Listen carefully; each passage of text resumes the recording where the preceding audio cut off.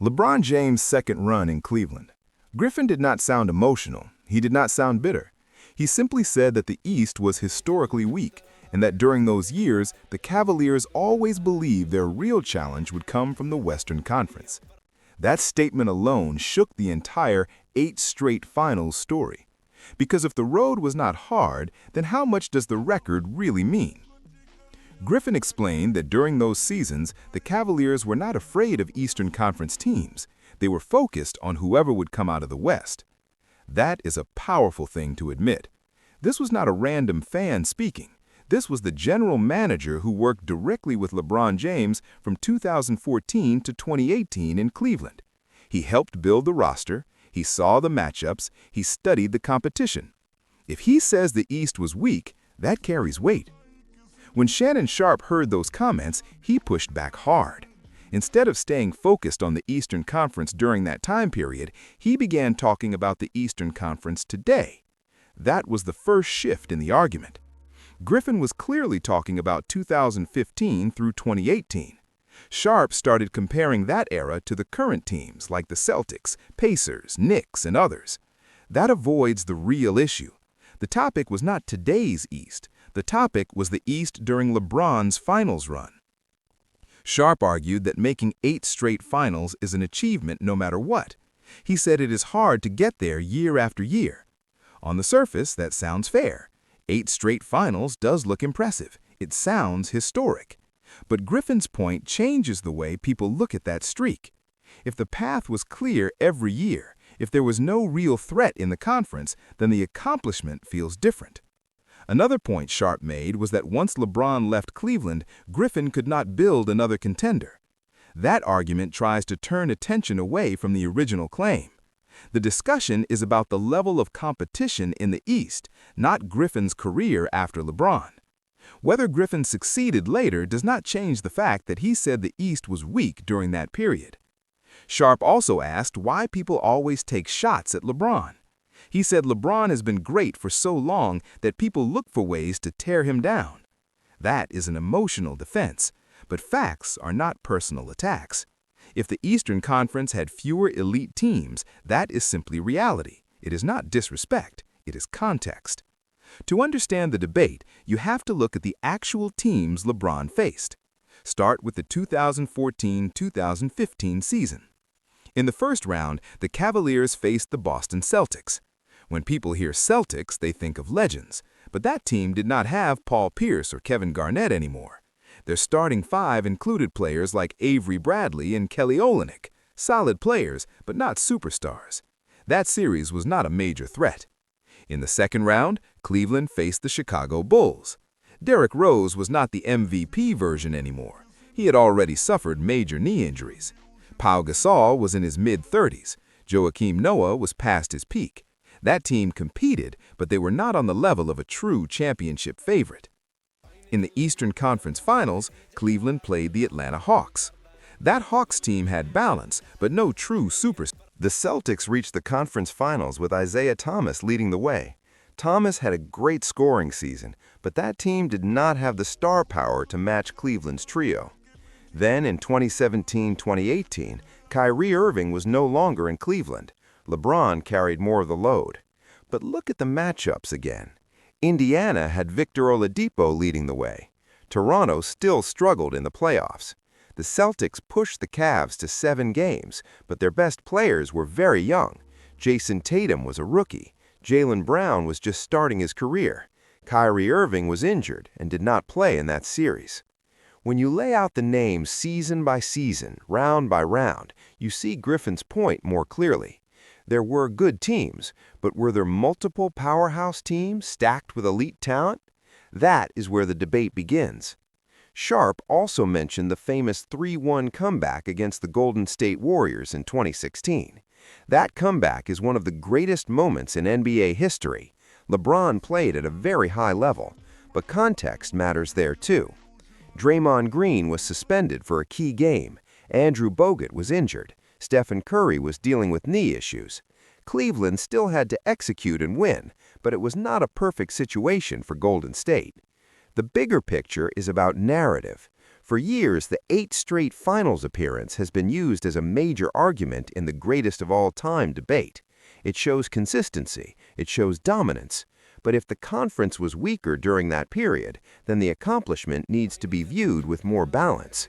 Sharpe's frustration seemed to come from the idea that Griffin's comments take shine away from LeBron's legacy. But talking about strength of schedule or level of competition is normal in sports. When people compare eras, they always talk about how strong the league was, how deep the competition was, and how hard the path was. Look at the Western Conference during those same years. Teams like the Spurs, Thunder, and Warriors were stacked with talent. In many seasons, 50 wins were needed just to make the playoffs in the West. Meanwhile, in the East, some lower seeds had losing records. That difference in strength cannot be ignored. Another key point is how regular seasons were treated. Griffin said that at times the team did not take the regular season seriously because they knew the East would not stop them. That mindset says a lot. It suggests that the path was expected to be smooth until the finals. None of this means LeBron is not great. He is one of the best players in NBA history. His numbers, his longevity, and his impact on the game are undeniable. But greatness can exist alongside favorable circumstances. Both things can be true. The debate also includes media influence. Some critics argue that certain voices in sports media strongly defend LeBron in every discussion. When a former insider like Griffin makes a comment that challenges the common narrative, it creates tension. Fans pick sides quickly. Joe Johnson also defended the achievement by saying 8 straight finals is special, and it is rare. Few players have done that. But again, rarity does not remove context. Bill Russell reached the finals many times in an era with fewer teams. That fact is always mentioned when discussing his championships. Context matters for every legend. When Shannon Sharpe asks why people take shots at LeBron, For others, examining his competition is necessary for honest debate. The key question is simple. Was the Eastern Conference from 2015 to 2018 strong enough to make the 8 straight finals run as difficult as it sounds? Or was it a path with fewer obstacles than most championship runs? When you review the starting lineups year by year, the names do not look overwhelming compared to Cleveland's Big Three. That is the heart of the argument. At the end of the day, this debate will continue because LeBron's career is still fresh in people's minds. Emotions are strong, loyalties are firm. But conversations like this are part of sports history. They force fans to look deeper, to compare eras, and to think critically. Shannon Sharpe's reaction made the moment even bigger. His defense shows how powerful the 8 straight finals narrative has become. David Griffin's comments reminded everyone that context can change how we see history. So now the discussion is in your hands. When you look at the teams LeBron faced in those Eastern Conference playoffs, do you see dominant rivals, or do you see a conference that was rebuilding and lacking superstar depth? Does 8 straight finals automatically prove unmatched greatness, or should the level of competition matter just as much? The facts are on the table, the names are listed, the seasons are clear, the debate is open. Now the next step is to look at the bigger picture and understand why this topic hits so hard for so many people. When someone questions the difficulty of those Eastern Conference runs, it feels like they are attacking the entire legacy of LeBron James. But asking how strong the competition was is not disrespect. It is part of sports analysis. Every great player gets examined this way. If you go back and look carefully at those playoff brackets from 2015 to 2018, one thing stands out. Cleveland was almost always the most talented team in the East on paper. They had LeBron. They had Kyrie Irving in multiple seasons. They had Kevin Love. That is 3 all-star level players in their prime. Most of the teams they faced had 1 star, sometimes none. In 2015, the Hawks had a strong regular season record, but they did not have a top 5 player in the league. In 2016, the Raptors were solid, but they did not strike fear into anyone the way Western teams did. In 2017, the Celtics were led by Isaiah Thomas, who had a great scoring year but was limited on defense. In 2018, Boston pushed Cleveland to 7 games, but their best players were 19 and 21 years old. Compare that to the Western Conference during those same seasons. The Warriors were building a dynasty. The Spurs were still disciplined and dangerous. The Thunder had Kevin Durant and Russell Westbrook. The Rockets were putting up huge offensive numbers. That side of the bracket was stacked with elite talent. That is exactly what David Griffin was talking about. He said the Cavaliers knew their real test would come from the West. That means the team itself understood that the Eastern path was not as brutal. They were preparing mentally for June, not May. And that changes how some fans view the 8 straight finals. Because when you think about 8 straight finals, you imagine going through war every single round. You imagine 7-game battles against top-level teams every year. But many of Cleveland's series ended quickly. Several were sweeps or 5-game series. The tension often did not arrive until the finals. That does not mean the Cavaliers were not good. They were very good. But being clearly better than your conference rivals makes the journey smoother. It reduces stress. It allows you to save energy. That matters in long playoff runs. Another layer of this debate is how LeBron performed once he reached the finals. His record during that 8-year stretch in the finals was 3 wins and 5 losses. That is, the Warriors in particular were extremely tough. Some fans argue that LeBron did not always have the better roster in the finals. That is true in some cases. But if the East was weaker, then Cleveland may have benefited from extra rest and fewer injuries on the way to June. That advantage should be part of the conversation, too. When Shannon Sharpe defended LeBron, he focused on the achievement itself. 8 straight finals is rare, and that is fair. But Griffin's comments are about the road, not just the destination. In sports, how you get somewhere often matters just as much as getting there. This debate also connects to the idea of stat padding. Critics say LeBron has always been very aware of numbers and milestones.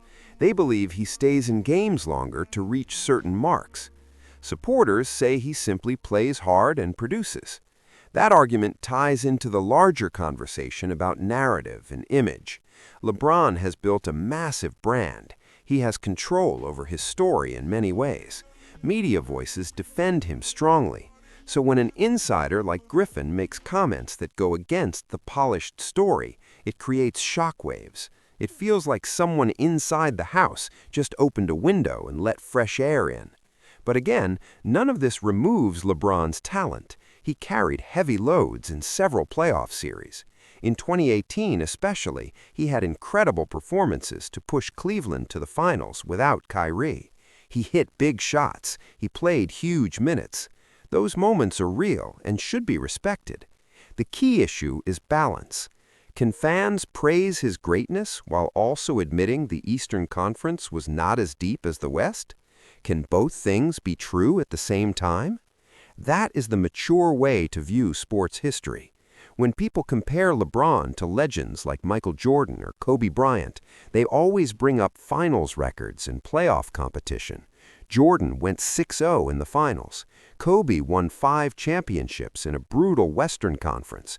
Their paths were filled with 50-win teams almost every year. LeBron's supporters argue that making the finals so many times shows sustained excellence. His critics respond that losing more than he won in the finals matters. And now Griffin's comments add fuel by suggesting the early rounds were not as demanding. Another thing to remember is how the league has changed. The Eastern Conference today is stronger than it was a decade ago. Teams like the Celtics, Bucks, and others are deeper and more balanced. That makes Griffin's comparison to the present East interesting. He suggested that reaching the finals now would be harder than it was back then. If that is true, then future achievements in the East might carry more weight in terms of difficulty. That does not erase the past, but it provides context. Shannon Sharpe's emotional reaction shows how personal these debates have become. Sports conversations today are louder and more heated than ever. Social media makes every comment explode instantly. Fans choose sides quickly and defend their favorites with passion. But history always settles down with time. Years from now, analysts will look at data calmly. They will compare win totals, all NBA selections, injuries, and roster strength. Griffin's words will be part of that record. The most important part of this entire discussion is honesty. If the East had fewer elite players during those years, that should be acknowledged. If LeBron dominated that environment, that should also be acknowledged. Two truths can exist at the same time. In the end, the debate is not about hate, it is about perspective. When you hear someone say 8 straight finals, do you automatically assume it was the hardest road possible? Or do you now pause and think about who was actually standing in the way each year?